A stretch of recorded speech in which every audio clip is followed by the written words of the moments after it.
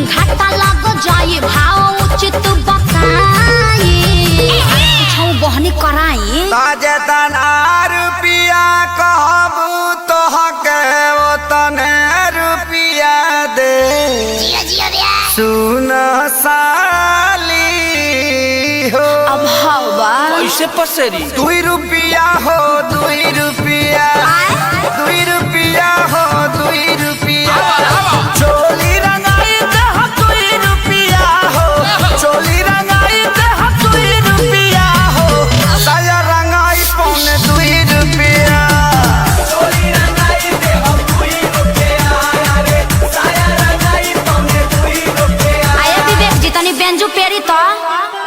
चोख पे चुका दिया से खोदी जन पतना जनवा जाइया जे जागे कि जाना वहाँ जाइया जे जागे तो हटे दोसरा के धनवा जन वहाँ जाइया जे जागे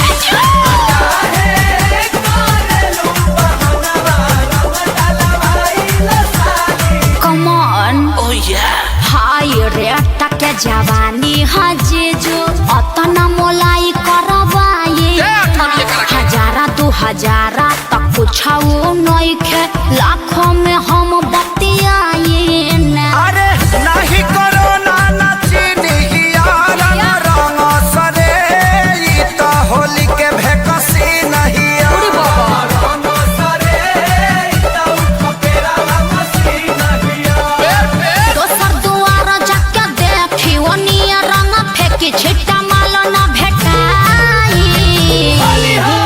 अरे कहता आधा काठा लिख दे हबखे अरे पूरे लिख दे बाकी डालब भर पे आरी खेत बेचवा बनबो का ब्यास तो तहार का जाता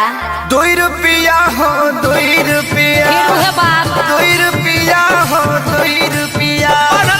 चोली रंगाई दे 2 रुपिया हो नो। चोली रंगाई दे 2 रुपिया साया रंगाई पौने 2 रुपिया चोली रंगाई दे 2 रुपिया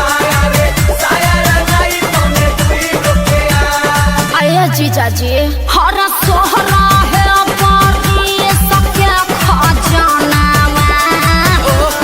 पर बहजी जहाँ तू ने हम अरे कौन पाके फेंको करे एकरा बहिन का बढ़िया देव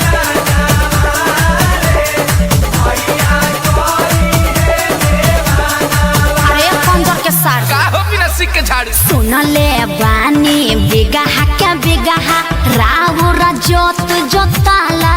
जी बजट कुछाऊ बढ़ाई जीजा तबे रंगाई उच खाला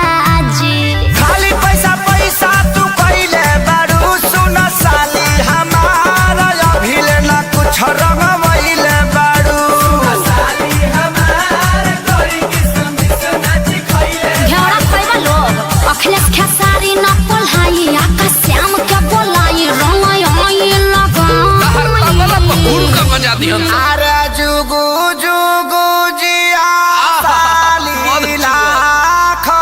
बारी होली खेले गइलूसी आये जीजा जी खूब जियत रही अपने ढारत रही अपने पियत रही तहार के पी है 10 टकियावा दी ना बाल्टन के आओ अब 2 रुपिया होते हम 2 रुपिया 2 रुपिया होते हम 2 हाँ रुपिया तो वो दे ये जो चोली रंगाई दे हम 2 रुपिया हो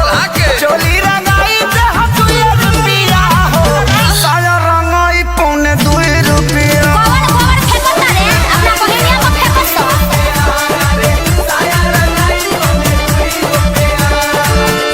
लहई चरनिया चोली किन के राज करो अपना हिट मशीन जीजा जी पर नाज करो।